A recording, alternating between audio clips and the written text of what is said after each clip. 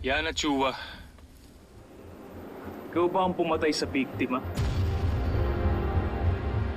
Siguraduhin mo, hindi ka lang sa utang mapataw. Charot! Ikaw talaga, hindi ka mabiro ah. Naalala ko lang ng mga bata pa tayo. Takot na takot ka nga sa gagamba eh. Pumatay pa kaya ng tao? Sabi ko na nga sa'yo, it's not funny eh. Uso kasi ngayon sa balita eh. Nahinig ka na ng utang, pinatay na. At sino may sabing may utang ako? For your information, bayad na ako kay Zach. Wala na akong utang sa kanya. Pati nga resibo. Excuse me? Privity of contract. Ano? Privity of contract states that only the parties directly involved have the rights and obligations under its terms, including the responsibility to disclose the fulfillment of those obligations. O ano, i-translate ko sa yung Tagalog. Ha? Naintindihan mo? Ano? In short, wag kang sawsawero. Ano? Ano? Naintindihan mo? O hindi mo naintindihan? Sabi mo? Ano? Papatol ka sa babae? Gusto mong pumatol ako?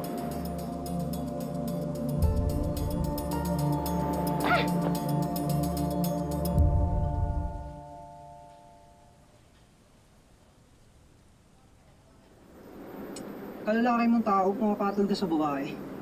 Inis na kaya mo pa eh. Kainis eh. Nag-Manila lang, nagka-amnesia na. Tinatanggi ba namang close kami dati? Yari ka sa akin. Bibisiting kita.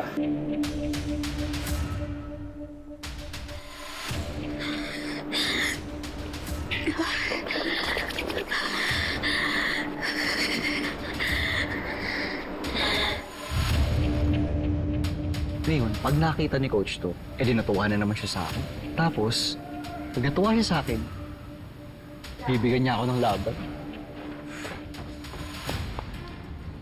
Eman! Coach! Eman! Yes po! Yes, Coach. Magawa mo nga to. Nasira yung screen eh. Sige. Coach, ano na po pala? Syempre, nilinis ko na rin po yung incense holder nyo. Pansin ko kasi, maalikabok na. Tsaka puno na rin po ng abo. Pinatan ko na ho ng buhangin. Wala akong pake.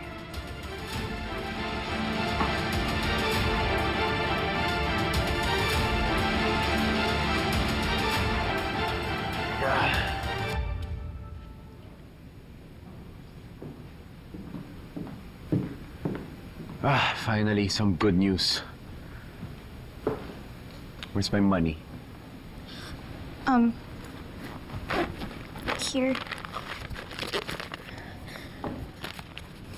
But it's only half. Di ba ang usapan natin? Full by tonight. Not half. Not even quarter. Full! I'm sorry, but it's all I can give. But Zach, okay, don't worry. I have a promissory note. Okay, you'll be secure with this, and it says that I'm going to pay you. You just, okay, it's.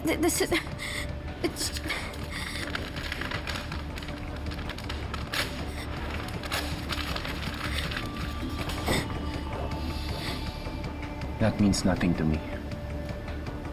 Oh, good news for you. It's only 7 p.m. Meron ka pang 5 hours. Pay me in full.